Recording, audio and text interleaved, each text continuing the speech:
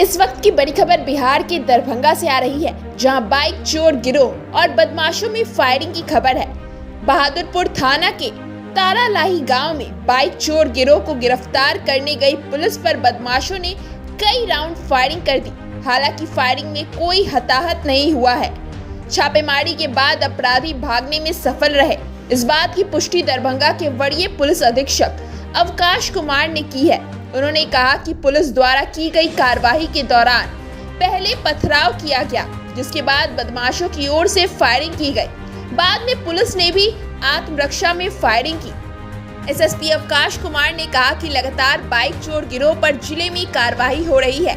इसी क्रम में सूचना मिली थी कि बहादुरपुर थाना क्षेत्र के तारालाही गांव में बाइक चोर गिरोह के सदस्य जुटे हैं। इस बात के सत्यापन के लिए एक टीम को तारालाही भेजा गया था, लेकिन पिछले कुछ दिनों पहले कुछ घटनाएं हुई थी। इस बात को लेकर वहां धक्का मुक्की हो गई, जिसमें पुलिस को हल्की फुल्की चोट भी आई है। पुलिस पदाधिकारी ने संयम रखा और डीएसपी ने मामले को हैंडल किया। इस मामले में एफआईआर दर्ज किया जा रहा है। वहीं दरभंगा एसएसपी अवकाश कुमार ने कहा कि रात के अंधेरे का फायदा उठाकर बदमाश भागने में सफल रहे। हालांकि पुलिस ने कार्रवाई करते हुए 2 बदमाशों को गिरफ्तार किया है। उन्होंने कहा कि बदमाशों को वहां से भगाने में स्थानीय लोग शामिल रहे हैं। सभी चीजों को लेकर मामला दर्ज किया जा रहा है।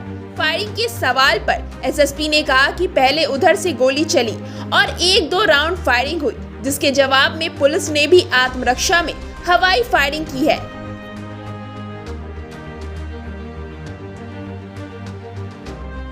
इधर कुछ दिनों से मोटरसाइकिल चोर गिरोह के खिलाफ कार्रवाई हो रही है दरभंगा ज़िले में, और इसी क्रम में कल भी सूचना मिली थी कि कुछ ऐसे चोर हैं और चोरी की गाड़ियां हैं जिनको एक जगह से बरामद किया जा सकता है। उसके सत्यापन के लिए और रिकवरीज या अरेस्टिंग के लिए जो भी प्रोबेशनल डीएसपी हैं बहादुरपुर के एसएचओ, उनके नेतृत्व में एक टीम गई थी वहाँ तारालाही में रेड करने के लिए, छापेमारी करने के लिए।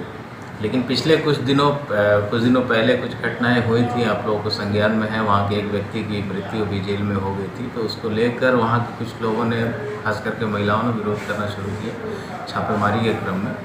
और उसमें पुलिस पदाधिकारियों के साथ कुछ धक्का मुक्की भी की गई, कुछ हल्की फुल्की चोटें भी आई हैं पुलिस पदाधिकारियों को। संयम बरतते हुए जो प्रोबेशनल डीएसपी हैं उन्होंने मामले को हैंडल किया, वहाँ से गिरफ्तारी हुई है। लेकिन अभी जो एफआईआर दर्ज किया जा रहा है उसमें जो नेम्ड लोग होंगे और जो लोग भागे हैं, वहाँ से कुछ लोगों के भागे जाने की भी सूचना है कि इस क्रम में लोगों के द्वारा भगा भी दिया गया वहाँ जो अपराधी थे उनको।